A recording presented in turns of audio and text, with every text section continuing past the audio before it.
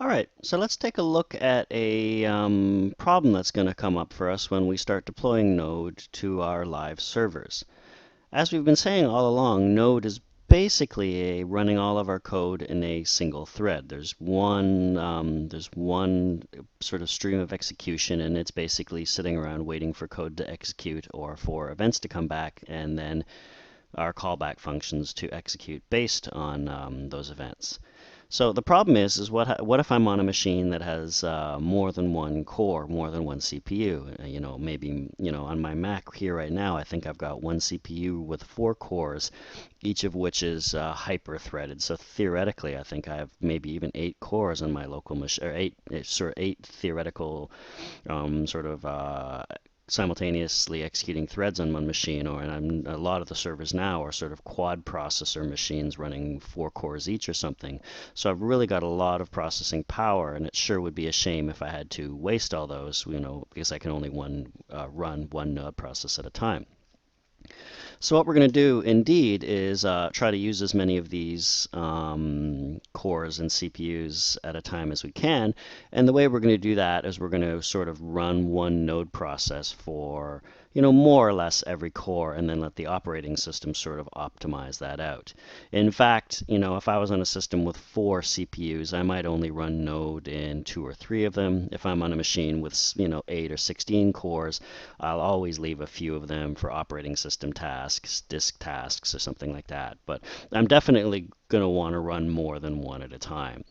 So the way we're going to do that is I'm going to go back here and I'm going to create a file called serverlist.json like this, and I'm going to have it have a bunch of stuff called a bunch of servers in it like this.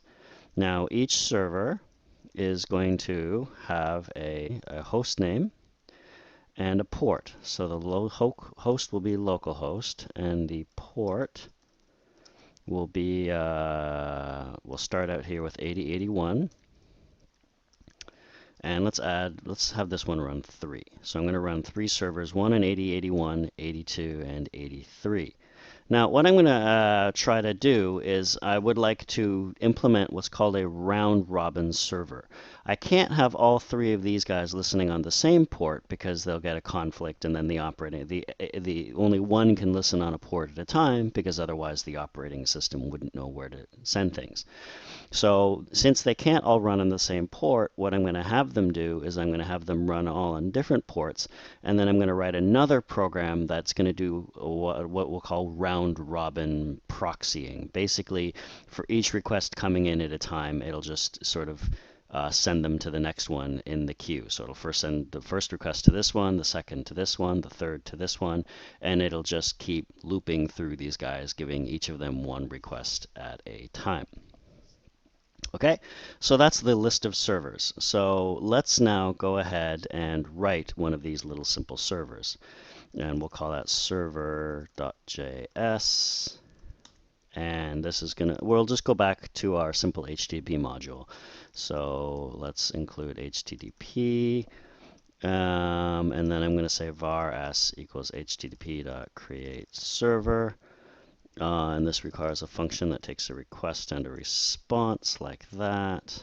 And I'm going to say console.log server, or just request, proxy request. No, this is actually, I'm going to have it, no, actually I don't need console.log here at all. I'm just going to say res.end, and I am listening on port.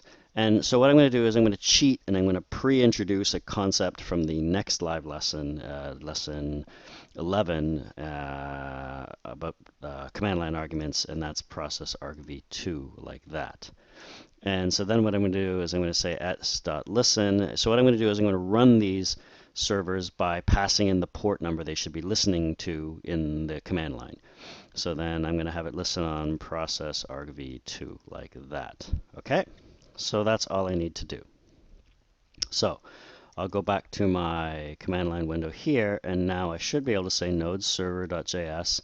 I'm going to have this one listen on 8081. Okay, and this ampersand, if you're not familiar with that, says run this task in the background. So I'm going to run 2, and then I'm going to run 3. So if I type in jobs, you'll see I've got 3 node servers running, and each of them is running on a different port. So if I come here and I say curl localhost 8081, you'll see it says I'm listening on port 8081. Let's actually make our life a little easier here and have it also print out. I am actually going to do the console log. So console log listening on process argv2 like that.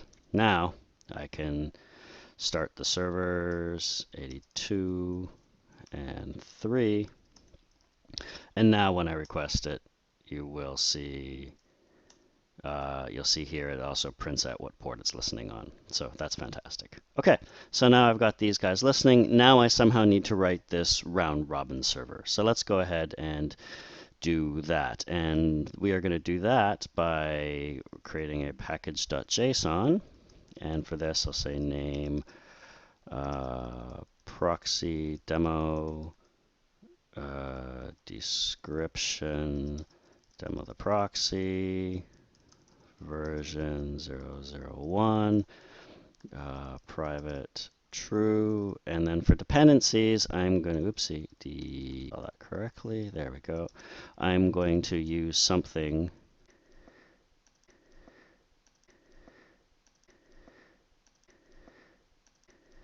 there we go. I'm going to use something here called HTTP-proxy. And for that, I want version 0.8.x. Like that. Now, I should be able to, I spelled everything correctly, dependencies, private description, name, looks good. I should be able to go npm update. And it is downloading this HTTP proxy. Great. There's not a lot to it, so it should come down pretty quickly. Yep. And now if I look in node modules, you'll see indeed the HTTP proxy is there. So let's go ahead and write our proxy server now. So proxy server.js. Now the way we're going to write this is we're going to say var HTTP proxy equals require HTTP proxy like that. Then I'm also going to use the file system module for just a quick thing like that. Now, I need to get the list of servers, so I'm going to say servers, and I'm also going to cheat and use something from the next section. In that, I'm going to say json.parse, and I'm going to use this read file sync method, which asynchronously goes ahead, and we called that file server list.json. It synchronously loads in server list.json like that. And it parses it, and then when we're done, I want the list of servers, which I put in, yes, I called it servers. Great. So this now, I have a variable in my program with the list of servers I want to run. So now all I need to do is I need to say var s equals http proxy dot create server. Now this will take a function, which is a request, a response, and a proxy. Like that, and what I'm going to do is I'm going to say var target equals servers.shift, which will remove the first thing from the list, and now I'll say proxy that request, and I'll use the request and the response and proxy it to target, and then what I'm going to do is I'm going to push that server back to the end of the servers array. So I'm going to constantly pull off the first thing, proxy the request to it, and then push it back to the end of the list. And this is not going to work because that should actually be s, like that. Okay, now I need to say s.listen, and then this one is going to listen on 8080 so that I can always have somebody listening on 8080, and then it can send the requests to the appropriate server on the appropriate port. So let's see if we typed all that in correctly. We'll say node proxy server JS, and that should be good. Looks like it's no syntax errors. So now let's just say I'm going to curl localhost 8080. And I did not do it quite right. So It's not called proxy request. And what did I do wrong? It should actually be this proxy parameter there. We actually want this proxy guy to go ahead and proxy the request. Okay. Let's run that again. And let's clear this so it looks nice. Now, whenever I request anything from 8080, you'll see it first sends it to 8081. Then you'll see 8082. And then 8083. And it will just keep cycling through all of these guys for us. So on a machine here with 4 CPUs, I'm going to run 3 of these so I have some sort of free processing space to handle other things and stuff. And it's just as simple as a little 10-line script to do some simple round robining. And indeed, these other node processes, this list of servers, doesn't even have to be things running on the local machine. It can be any host on my sort of private network anywhere, and it'll do all the same proxying. And again, this is the same on Windows. The only difference you're going to have if you're a Windows user is, I can't do this node server.js 8080, 8084. I can't do this ampersand thing on Windows. So what I would choose to do Windows is I would just run 3 terminal prompts, and in each one, 3 of those command windows or whatever they're called, command.exes, and I would just have each one running its own little node server like this. So that's a look at sort of how we can take full advantage of multiprocessor systems and run a lot of node things and still not complicate things for ourselves. Still take full advantage of nodes, sort of single-threaded asynchronous programming model.